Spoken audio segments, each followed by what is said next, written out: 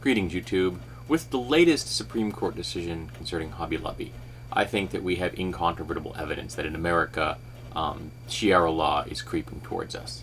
Of course, in America, since it's a Christian nation, Sharia Law will be based on the Christian Bible and not the Quran, but it will be Sharia Law nonetheless. Sectarian law is sectarian law, regardless of how you flavor it, or what you call it, or what book you base it upon. It is a religion ensconced in law that is imposed upon those around those in the country, regardless whether they are a member of that religion and regardless whether they choose to follow the rules and laws of that religion. And that is what Sharia law is. It is the imposition of religious rule upon those that do not want to be ruled by sectarian law. Because if you are a member of a faith, you have the option of following the guidelines of that faith at will. There's nothing stopping you. You do not have to put that law into the nation's law books. That is not required. That is only required when a religion wants to impose those laws upon people that are not members of that religion, or upon members of their own faith that aren't quite as stringent as some members would have. And since these are the Abrahamic faiths that we are discussing in this particular case, Judaism, Christianity, and Islam, they are a whole lot of men telling a whole lot of women how they should be living their lives and what they should be doing with their bodies. For example, the Hobby Lobby case, where a bunch of conservative men have decided that women do not get to have parts of their health insurance which help provide coverage for their health. Because that's what contraceptives are, folks. They are part of health care. So we can see where this is going. Now, of course, they're going after contraceptives. There are people calling contraceptives abortificants when they are not abortificants. They have nothing to do with abortion whatsoever. But they're calling that anyway, and they've convinced the Supreme Court that they should make sure that women don't have these things, even though they are contraceptives. So we can see the direction things are headed.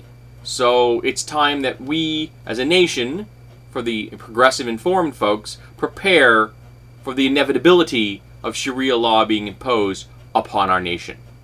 And as part of that effort, I'm going to link to an article in The Atlantic, which deals specifically with Texas, but this is going to become appropriate to all of America eventually. And in Texas, people are beginning to use a drug purchased off of the black market known as, let me make sure I get this right, misoprostol, also known as miso or cytotec. I'm always confused when drugs use two names. For example, gabapentin and Neurontin are both names for the drug I use for nerve pains. It always confuses me when the people call gabapentin the clinical name, Neurontin the name brand.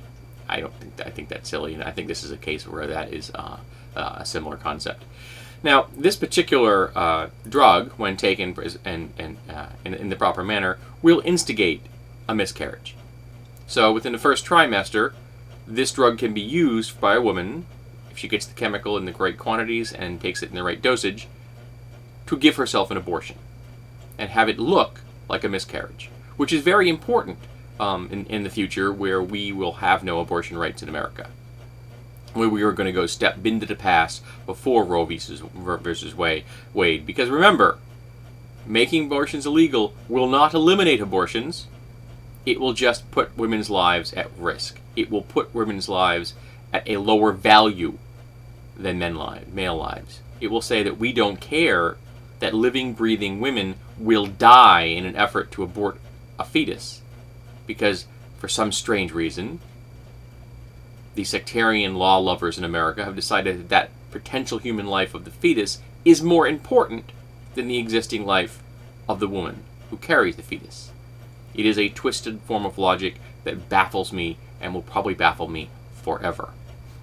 Now, one of the things that this article covers, what was interesting, is where's the little blurb? Here you go. As miso became more popular, Latin American doctors started noticing a trend. They were seeing, it seemed, a dramatic decrease in abortion-related complications. So, fewer women were dying of back alley abortions, and fewer women were having the medical consequences of back alley abortions that succeeded but did physical harm to their bodies, because this chemical allowed them to achieve the same end without invasive back alley abortion style methods. So there you have it, folks. Latin America women are having to do this because their countries have said abortions are illegal.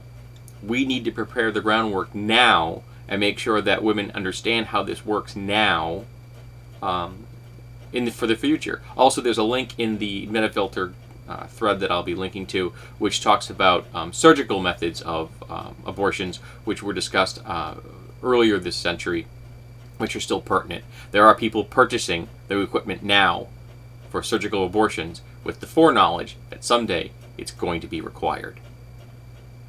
This is horrible. We shouldn't be having to lay down the groundwork like this for our future. Our future should be about progress. Our future should be about making sure that medical procedures are considered to be medical procedures, divorced from politics, divorced from sectarian law.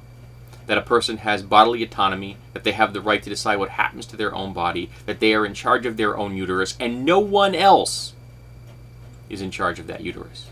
You are in charge of the universe you possess, not your body, not your business. Period. I can't find a way of making that more clear. The legal standard in the United States at one time was 24 weeks, and I think that's a solid number. Up to 24 weeks, abortion on demand. After that, if a doctor says it's medically necessary. So I think that is a solid standard to go by. It has worked for America. It has driven down the number of deaths due to abortions in America. It has eliminated the number of people who had complications due to back alley abortions. And the laws that protect these women, American women, our fellow sisters and nieces and mothers and wives, are being eliminated, chipped away at, bit by bit by bit. Since 2011, 73 abortion providers in America have been eliminated. Chipping a little bit at a time. Some states only have a single abortion provider. One in an entire state. And I don't know if you are familiar with America, but many American states are huge. America is a big place. And only having a single abortion provider in an entire state is horrible. So we need to prepare. We need to disseminate this information. We need to teach this information to every American woman the same way we instruct them about menstrual cycles and safe sex. At the moment, we can still have safe sex. At the moment, prophylactics are still available. Maybe someday they won't be. Maybe someday condoms will be struck down as well. Maybe someday the Monty Python refrain, "Every sperm is sacred," shall be ensconced in American law as a serious, solid American value.